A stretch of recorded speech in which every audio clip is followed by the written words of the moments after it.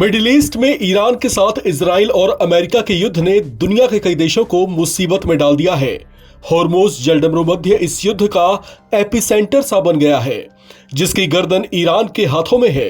Iran खुद पर किए गए इजराइल और अमेरिका के संयुक्त हमले और अपने सुप्रीम लीडर अली खामेनेई की मौत का ऐसा बदला ले रहा है, जिससे पूरे मिडिल ईस्ट में हड़कंप सा मचा हुआ है।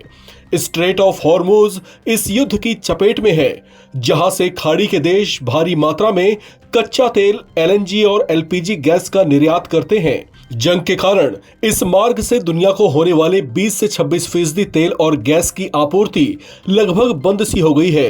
ईरान के हमले तेल और गैस के प्रमुख उत्पादकों Saudi Arabia, Qatar, Kuwait, Bahrain और यूएई समेत मिडिल ईस्ट के कई दूसरे देशों पर भी हुए हैं, जिसके चलते उन्हें तेल और गैस का उत्पादन और निर्यात घटाना पड़ा है।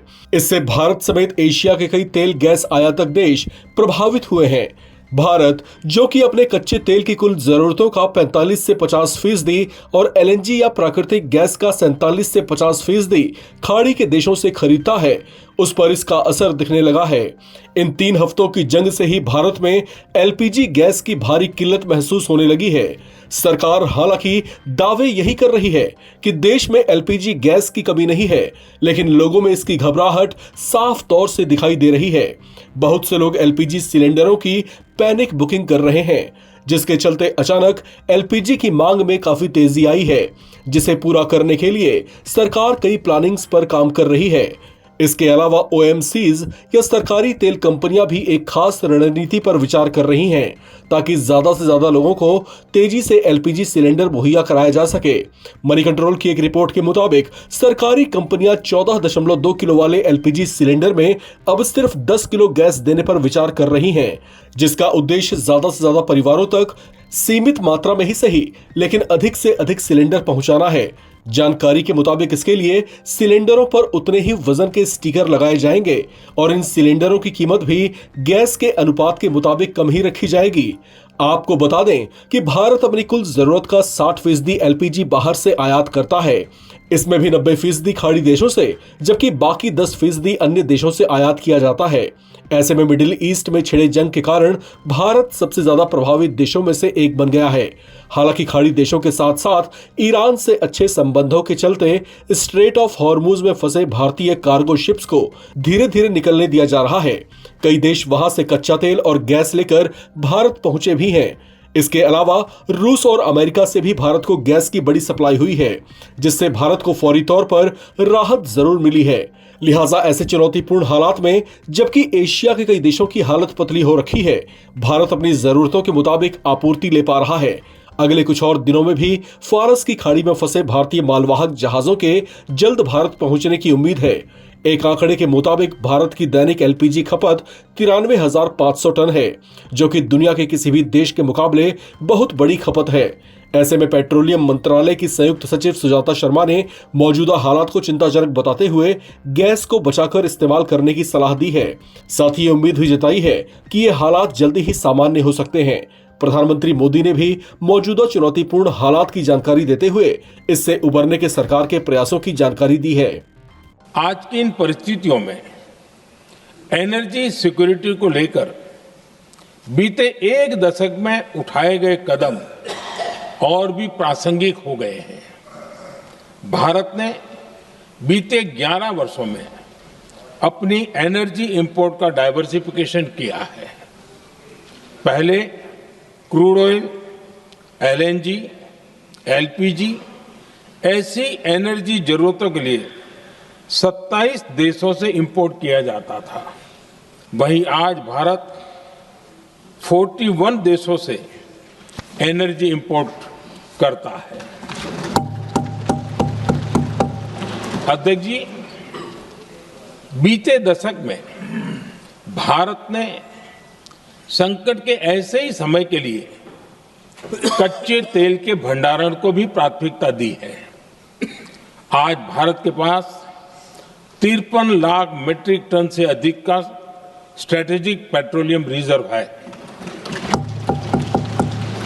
और 65 लाख मीट्रिक टन से अधिक के रिजर्व की व्यवस्था पर देश काम कर रहा है। हमारी तेल कंपनियों के पास जो रिजर्व रहता है वो अलग है। बीते 11 वर्षों में हमारी रिफाइनिंग कैपेसिटी में भी उल्लेखनीय वृद्धि हुई है। अध्यक्ष जी, सरकार अलग अलग देशों के सप्लायर्स के साथ भी लगातार संपर्क में है।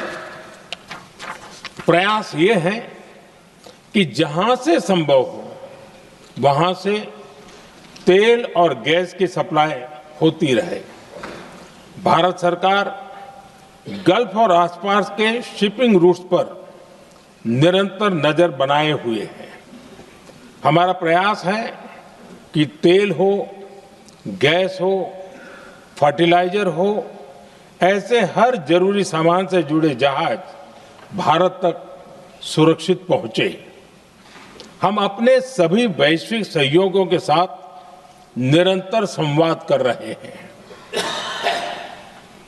ताकि हमारे मैरीटाइम कॉरिडोर सुरक्षित रहे।